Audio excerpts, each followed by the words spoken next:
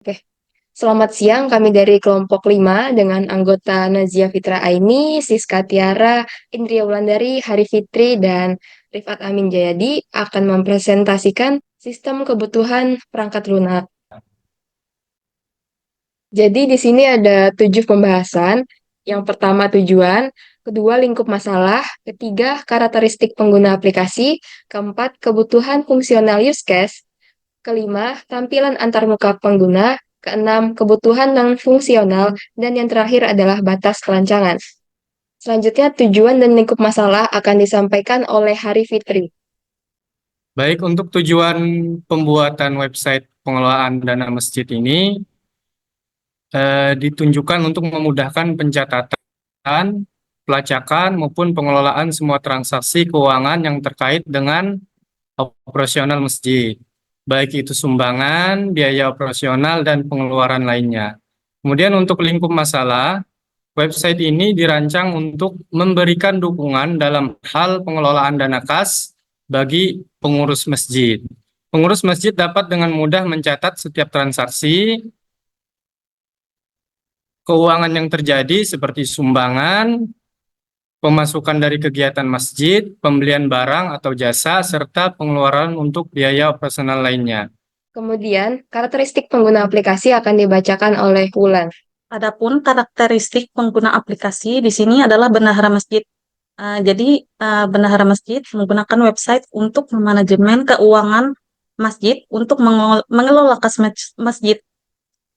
Yang kedua, uh, bendahara masjid mendapatkan hak akses ke semua aplikasi. Kemudian, kebutuhan fungsional akan disampaikan oleh Siska Tiara.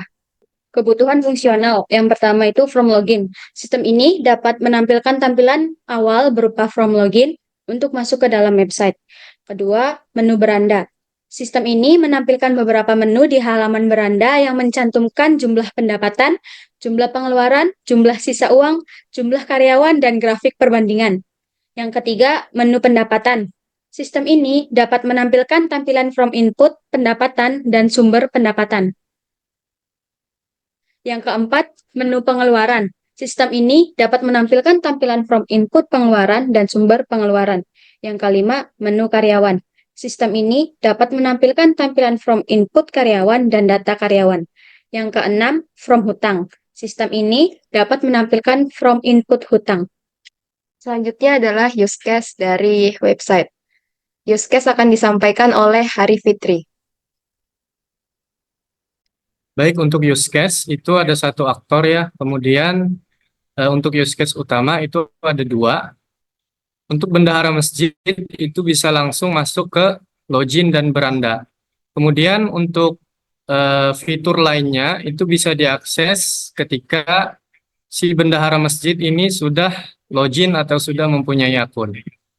Jika bendahara sudah login, bendahara akan masuk ke dalam beranda. Dan di dalam beranda ini terdapat eh, banyak fitur ya. Pertama pendapatan, kedua pengeluaran, karyawan, hutang, dan laporan. Dan untuk pendapatan ini menginkludkan sumber pendapatan dan transaksi masuk.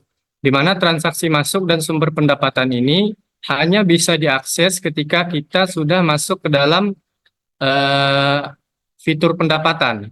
Kemudian begitu juga dengan sumber pengeluaran, ini hanya bisa kita akses ketika kita masuk ke fitur pengeluaran. Begitu juga dengan yang lainnya, data karyawan bisa kita akses ketika kita masuk ke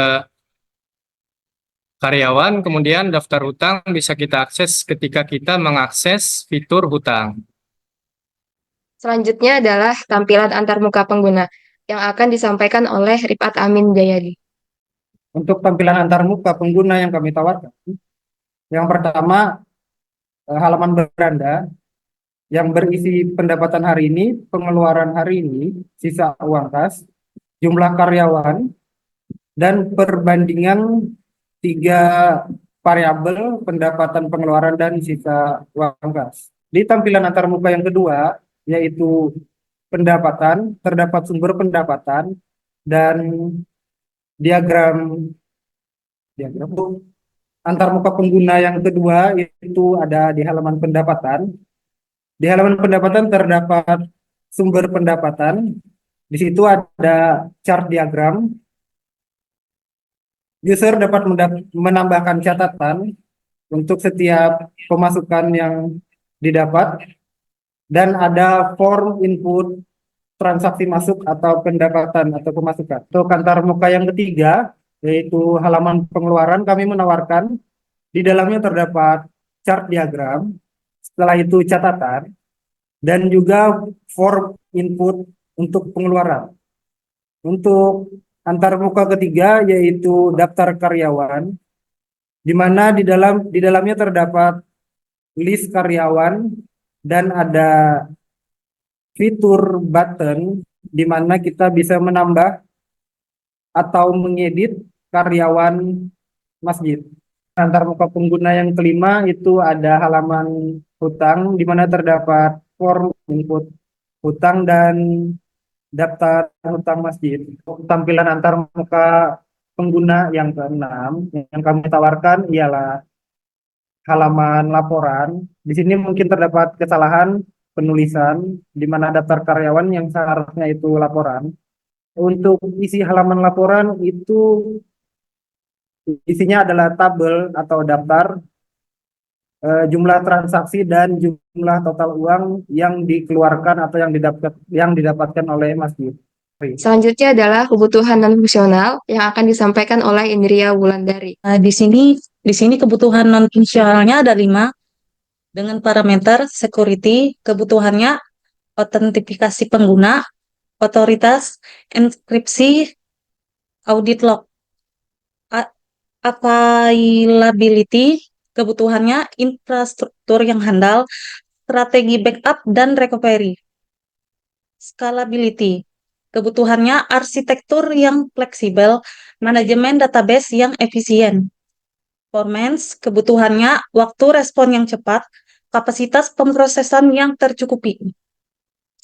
Usability, kebutuhannya antarmuka pengguna yang intuitif, dokumentasi yang lengkap.